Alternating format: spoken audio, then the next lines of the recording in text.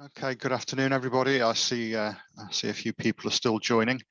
Welcome to the first of, I guess, a set of three presentations which follow on from one another. So there are two presentations later about TS7700 as an object store and a deeper dive. So Joe's session really sets well, it stands alone for itself, obviously, but it also sets the scene a little bit for the later presentations. So protocol is, if you have questions, please put them in the chat window and Joe will get to them at the end. You'll be muted until the end of the session when I'll allow everybody to unmute themselves for questions. So with that, thanks very much for turning up, and Joe, when you're ready, over to you. Great. Well, thank you. So, again, my name is Joe Swingler. I'm the lead architect of the TS7700, based out of Tucson, Arizona. Been working on the VTS product line for over 22 years now, and glad to be here with you today, virtually. Maybe next year we can see each other in person. So today's session is basically what happened in 2021, or is going to happen coming. And for sake of time, let's just get started.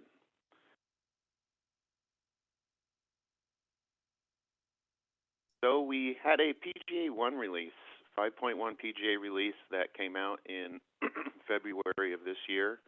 And there's two main new features that were introduced in the 5.1 release, or the PGA 1 release.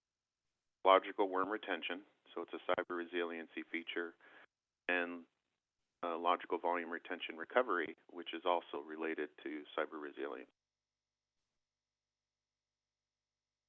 So the PGA 1 L-worm retention function is an extension of the logical worm.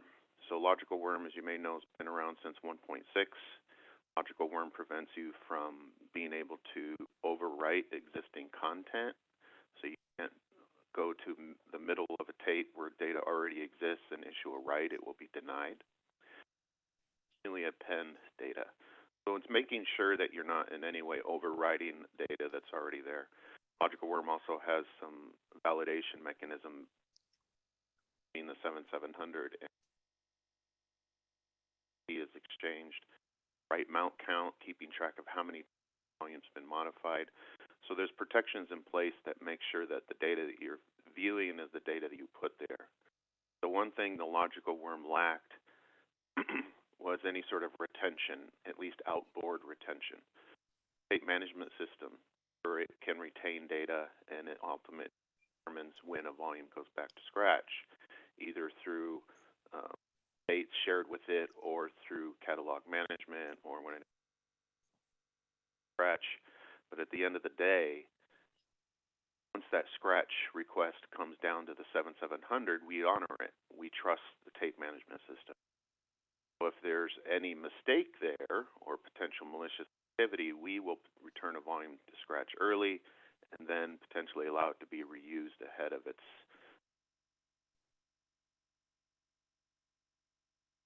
So with this enhancement, you now have a feature that is managed at data class granularity. You really have three options. You have a fixed retention, where you can basically, every time a volume is modified, you add a certain duration of retention. You have a header 1 based retention, where we view the dates encoded within the header 1 label, 80-byte label ahead of each file.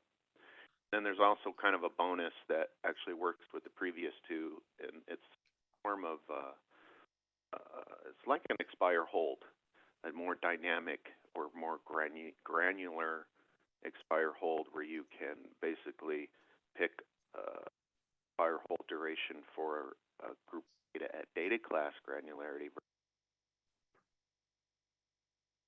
It is available only through IRPQs. IBM must be involved when enabling this function. It will be tunable through data class in a future release and be dual protected.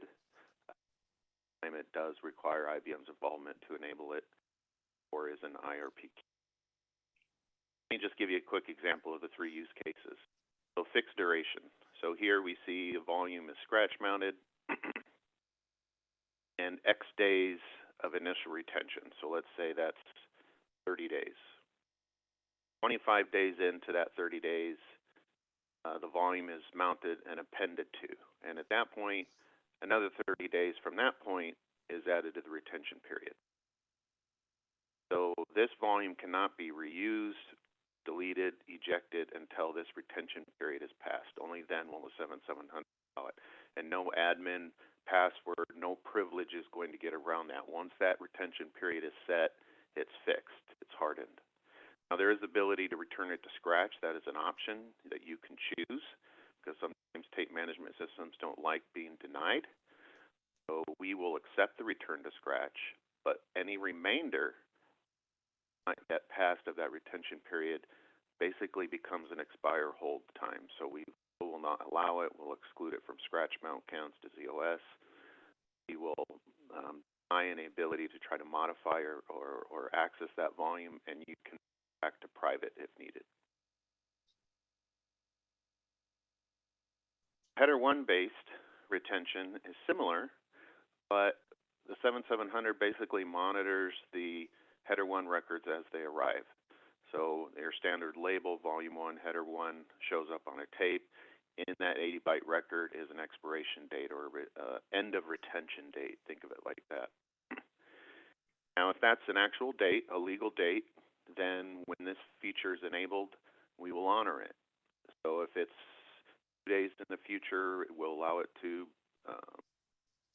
days. If it's 10 years in the future, we'll hold it for 10 years. In any case, we view that header 1 and use that to determine when the period can end.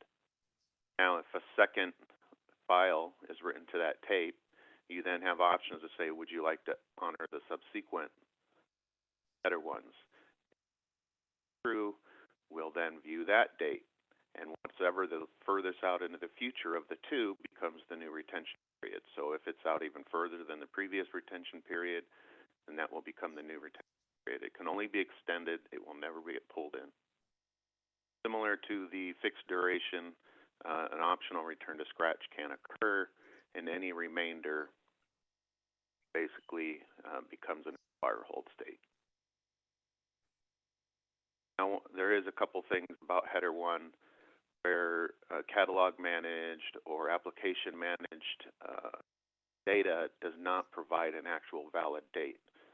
So OEM object support, HSM, these applications basically tell the tape management system, I don't know when it's going to expire. I'll let you know when everything that I put on that tape has expired from my perspective. The tape management system is out of the loop. It's just simply waiting to be told when it can expire. Or when it's no longer in the catalog, then you can expire it. So it's an unknown date in the future. So the tape management system will encode unique date patterns within this field, informing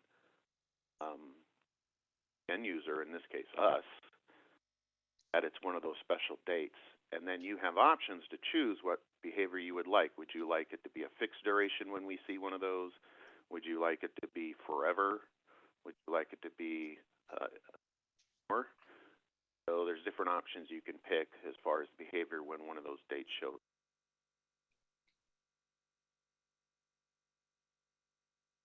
The last is the return to scratch retention.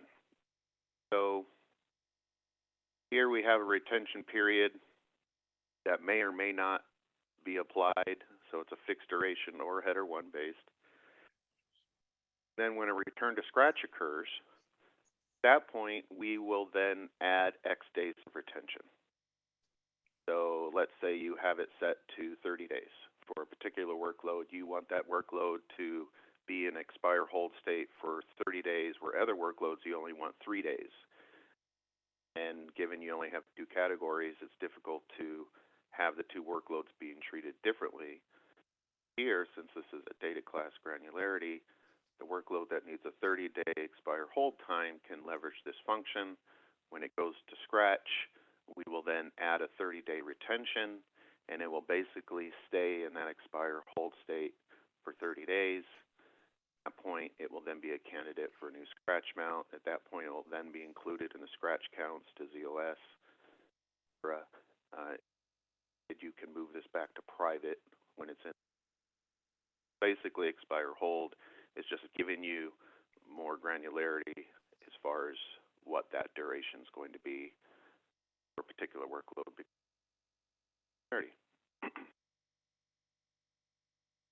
That was it for the worm. There is a white paper out there. If you look for logical worm retention, TS7700, you Google that, you'll get a hit on a white paper that talks all about this process, as well as there's a form in the appendix that you have to fill out as part of the process of requesting an IRPQ, and that form has all the different options and knobs and which ones you do or do not want to be enabled.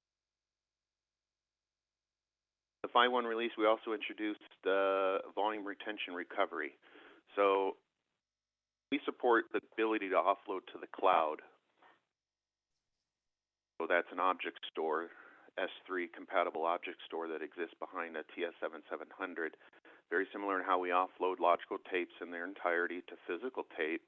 We also support the ability to offload logical volumes to an object store. That's on-prem or off-prem. Now, if you're familiar with that function, we also support the ability to do a not a copy export, but an export, cloud export, where we take a snapshot of our database and put that in the cloud as well. Now, since the cloud is a moving target, meaning as soon as that backup is taken and put in the cloud, the data that it references can be changing. Volumes can get reused, scratched, deleted, modified, etc. And so that database is referencing data that may no longer be there, has been changed or manipulated. So we introduced retention. Retention concepts basically retain older versions of data in the cloud in anticipation of them being referenced by that database backup. So when you restore a database backup, it points to versions in the cloud. Those versions are still there because the TS7700 is intentionally deferring the delete requests. So here in this little picture, the time-delayed deletes. We're holding on to these older versions of these volumes. So volume 3 has 3 older versions, volume 2 has 1, volume 1 has 1. Well, initial reasoning for this was so that you could restore a database backup and reference this old data. But since it's still there and we're aware of the fact that this older data exists in the cloud, we provided you the ability to restore them at volume granularity using library request commands. You can issue a library request command that basically sets a logical volume aside, a scratch tape. The reason for this is we can't use the same volume because logical worm, that tape could be reused now and it's under retention. There's complications in trying to make an existing tape available to get reused from its previous instance version in the past. So to handle that, we always require you to start with a fresh scratch tape. So we set aside a scratch tape. We then map that to the old version in the cloud, mark it as live. So now that volume in the cloud is now no longer a retained version, but an actual live version. That's simply a database manipulation. So you can do thousands of these in a very short period of time.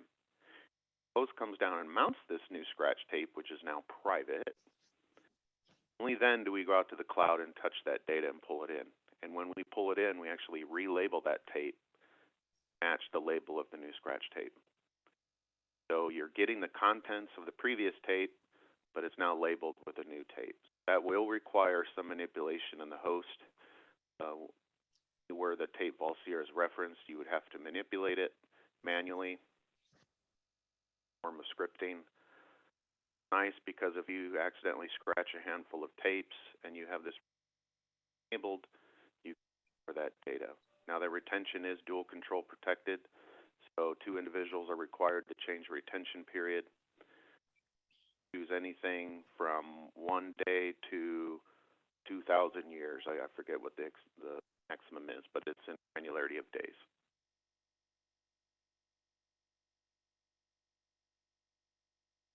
Now, let's talk about the 5.2.1. So the 5.2 is similar to the 4.1 release, where we release 2 releases in the same year. The first 5.2 release is 5.2.1, or Phase 1, and then we have a Phase 2 coming later. In the Phase 1 release, we introduced the first SSD, or flash-enabled TS7700. So think 7770, everything you know about the 7770, the grid, the offloading to tape, physical tape, offloading to cloud, the disk only, grid replication, all the bells and whistles, everything you know about 7700, but instead of using spindles, nearline SAS, we have SSD-based drives for your disk cache. It's using the same Flash Systems 5030 technology to house the disk, but the form factor is different. Door will contain 24 SSDs versus 12 spinners. Now, this first release, the usable capacity of a single drawer is about 60 terabytes. Maximum drawer count of 2 in this first release, so the second drawer gives you a total of 120 terabytes of usable capacity, so that's after compression. So if your data compresses one, then you'd be able to put 120 terabytes of data on a single drawer, etc. We do distributed RAID just like the regular 7770, capacity on demand, encryption, both local and external. So everything's pretty much the same except the drive technology itself. Why would you want to use this? Well, applications that need high IOPS, so anything TPF related, where those response times are very critical. Often the disk cache uses anomalies where certain commands can take longer than anticipated to respond, so the SSDs being faster can greatly reduce those anomalies. Another big one is users that have a very large amount of disk cache in order to accommodate the offloading to back-end physical tape.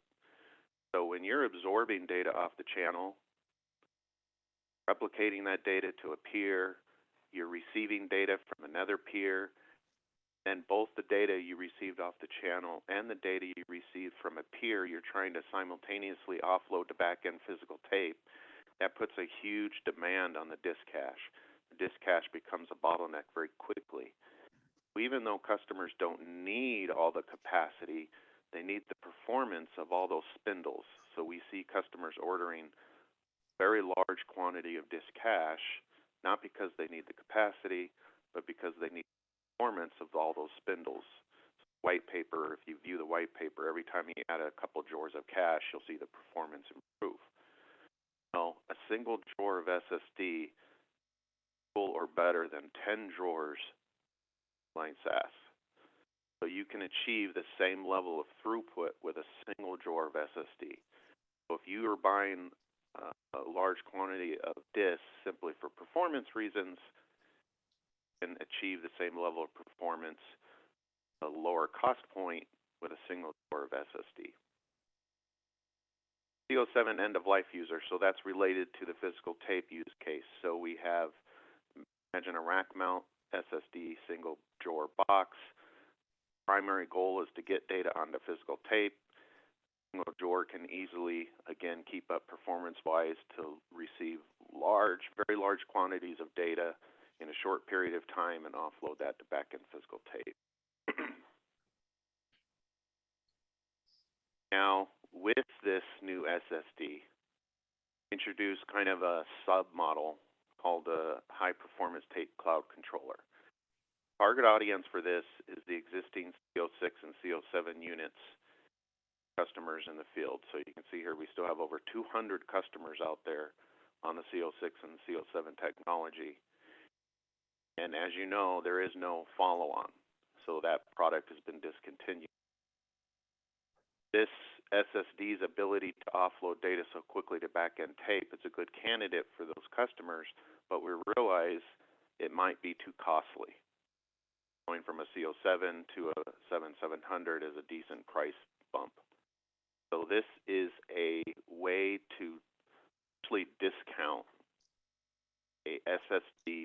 TS7700, where its sole purpose is to offload to tape or to cloud. It has limited function and features, but for the purposes of offloading large quantities of data to tape or cloud, it achieves those requirements. This is a feature-based product, meaning it's a bundled feature that the sales individual can add at the time of ordering the 7700. And with this feature comes all the necessary features that you normally would have to purchase a la carte. And by doing the bundled approach, you get a much reduced starting price for the TS7700. Ask your sales representative about a high-performance tape cloud controller, or what a lot of people are referring to as the 5999 feature for TS7700. So in conclusion on the SSD, we really now have kind of three flavors of the TS7700. We have the traditional that we've had in the field for decades, and we then now have an SSD-based TS7700, basically the same as the existing box. It's just using SSDs and has lesser capacity, at least at the moment. Those capacity points grow. And then we have this new high-performance tape controller, which is essentially a 7770 with a single drawer, but it's being limited and price reduced through a unique feature. So now have more options. So we're excited about that, and we hope that those existing native tape CO7 and CO6 users out there will find product a nice alternative.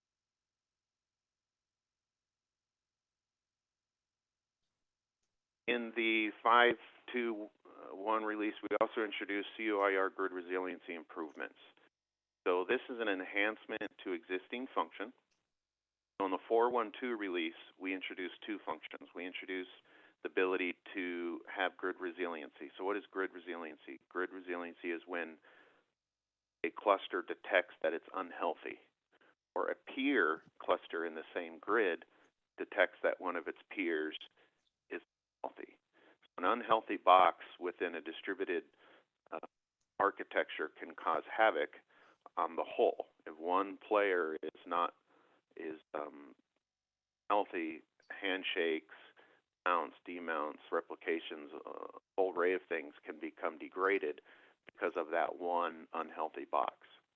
So similar to sysplex, parallel sysplex processing in Z, we analyze timing metrics, etc., and we ultimately decide that this cluster is better off not being present than being in the group. So we'll fence that cluster.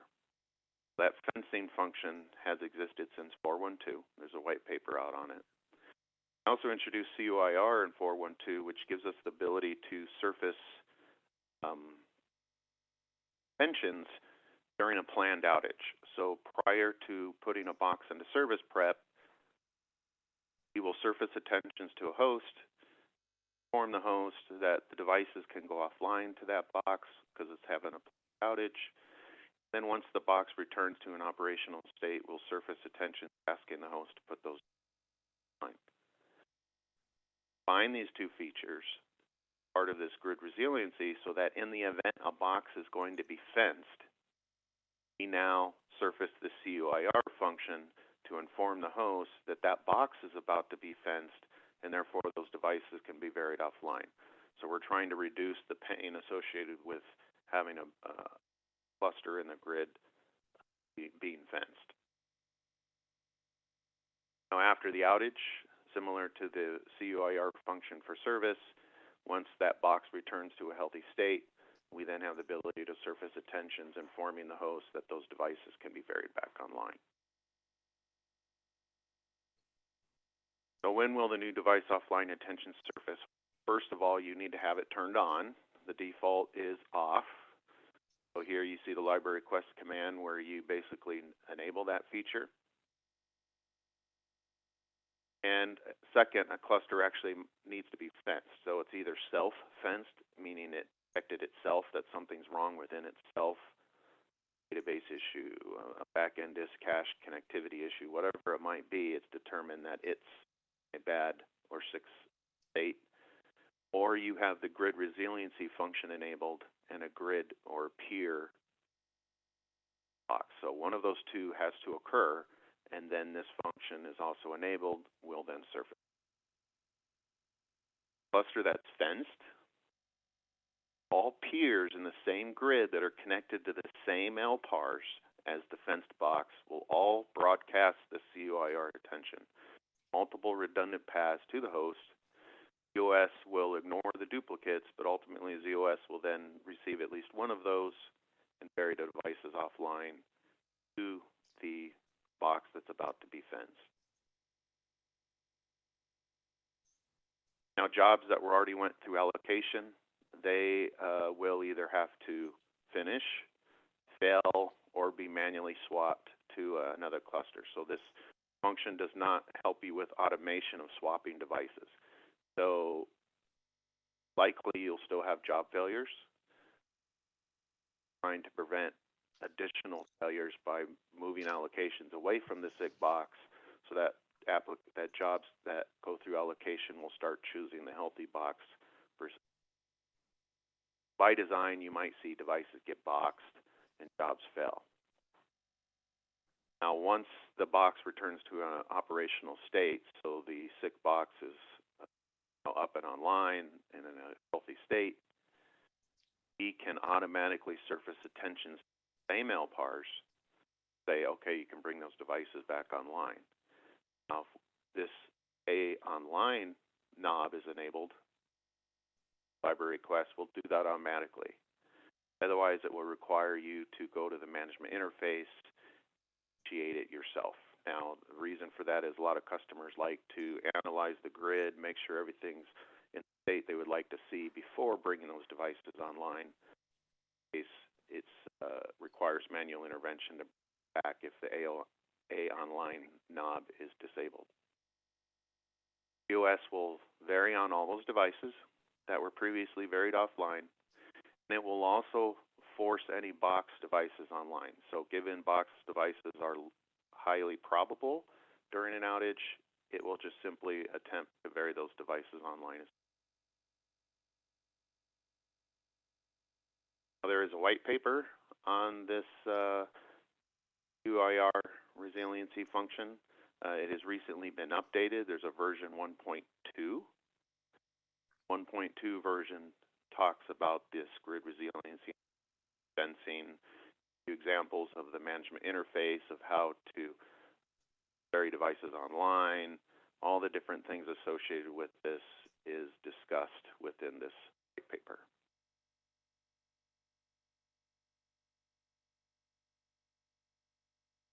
Now, the last item has follow-up discussions, is the advanced management of objects that's arriving soon. So DSAK offload has been out there for a while now, and DSAK offload up until now has basically had the ability to write data into a 7700, but the 7700 itself doesn't necessarily manage it. 7700 set aside some capacity, and the DSAK had the ability to put data into the 7700 as it offloads data sets from DSAK. This advanced object management feature, Grid is now managing those objects. So similar to the way we manage logical volumes with replication, both synchronous and asynchronous, ability to access your data no matter where it exists in the grid, so remote mount concepts, the ability to auto-heal when a cluster receives an outage, when that cluster returns, all objects are automatically replicated and all updates to those objects are synchronized between the peers and the peer that was down. Simple failover and fail back, so you can ping pong between production centers. Run at one end of the grid, flip to the other end of the grid, flip back, and the grid will accommodate that. There's no concepts of primaries and secondaries. Here in this picture, see a grid that has both logical volume data and objects coexisting. So the little rectangles are your logical tapes, and the little octagons or pentagons are objects. So this DS8K here on the left can connect up to 2 of these boxes, any 2 in the same grid, and it will basically use an active-active approach. So the DS8K will do about 50% of the workload to one, percent to the other. Now when that DS8K comes down and accesses an object that was put there previously, that DS8K or any other DS8K that has that same cloud support and connectivity to that grid can be used to then stage that data back into the DS8K. As long as it's connected to at least one of these boxes in the grid will surface that data independent of where the copies exist. So you can see here the yellow object, 3 locations. If this DS8K comes to cluster C, he says, well, I don't have a copy of the yellow object, but these other 3 do, so it will then use an algorithm to choose one and then provide remote access to that data, surfacing that object data to the DS8K. It is only available on the TS7700. Unfortunately, the management of billions of objects required a very large database be introduced. 7760 does not have the capacity to contain such a large database, so we had to introduce additional disks within the P series itself in the 7770 in order to accommodate the larger additional database. And as far as the DS8K, the preferred is DS7900 or later. Now, the exciting thing we are introducing with this DS8K offload support is a grid scope policy management. This has been something customers have been asking for about the existing logical volume construct support, is a way to manage these policies from one location. Instead of having to log into each cluster in the grid and configuring its policies, you can configure the entire grid from one cluster. Here, it's referred to as a object policy. Here you can see the end user created in this 4 different object policies. You can give it a description.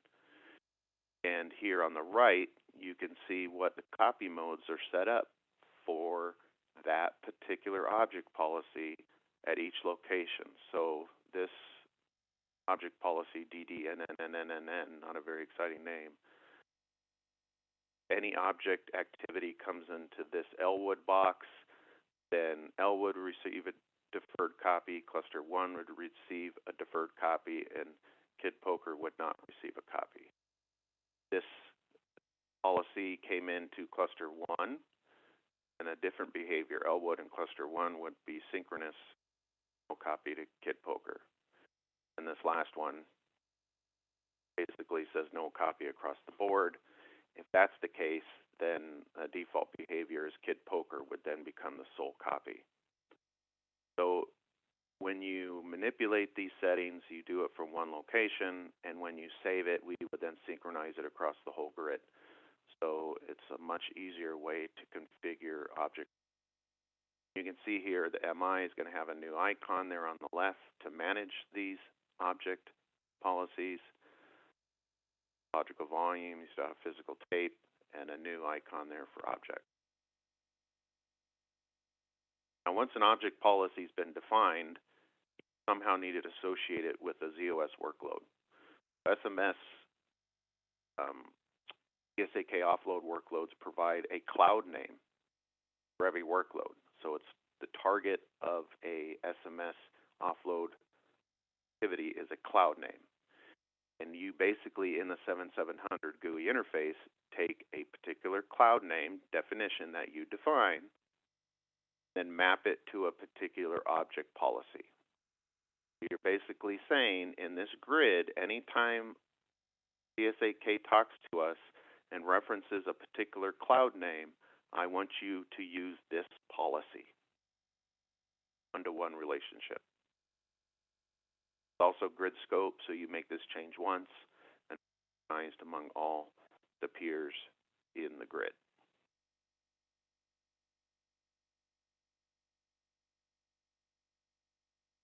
This is kind of an end-to-end cheat sheet showing you the entire process with regards to the policy management of the DS8K objects. So in your ZOS host, in this case, the host has 3 object stores defined. Cloud names, object store 1, 2, and they are all targeting a particular DS8K, DS8K1. In that DS8K1, it has a corresponding cloud name definition, each of the 3. And each one of those is then defined to 1 or 2 7700s in the same grid. So it doesn't have to be the same 2 for each of these, but in this example, it just happens that all 3 are referencing the same 2s. In the 7700, then again, there's that cloud name showing up. Each cloud name, as I mentioned previously, then maps to a particular object policy, and then that object policy then maps to, in this case, different copy modes. In the future, when we have things such as physical tape offload, offload to the cloud, other features and functions associated with the management of those objects, the object policy would then have more options for you to configure, whereas today it's simply limited copy modes. Now, the nice thing about having all these different object stores definitions, you might say, well, why all the complexity? Why so many object stores? Well, each one of these object stores is dependent of the other. Think multi-tenancy. You can have, let's say, 8 different object stores or cloud names defined within a grid. The data associated with those cloud names separated. So you have no collision on container names, you have no collisions on object names, data is managed separately, the statistics that we report are reported separately, BVIR jobs you can use to do them separately. So it's a very multi-tenant or multi-workload friendly way of managing your data. Think of it almost like grid can emulate up to 255 different object stores. You can put it in any one of those 255 object stores. And if you put the same data in 2 different object stores at the same time, that's fine. They won't collide because they are emulating different object stores. Think cloud name responds to like a virtual object store within a grid. As tenants come and go or work applications come and go, you can add new cloud names, remove cloud names, etc., and the data is kept segregated within those different cloud names.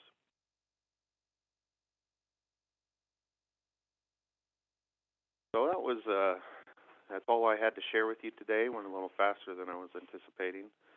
Maybe we'll have more time for questions if we have any.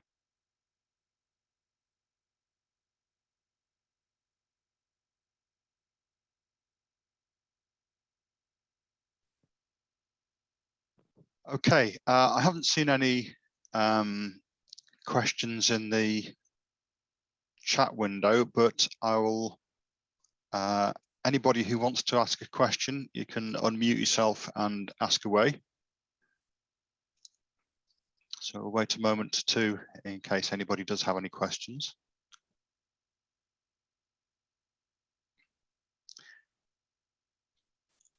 Okay, whilst we're waiting, I'll just put in the chat the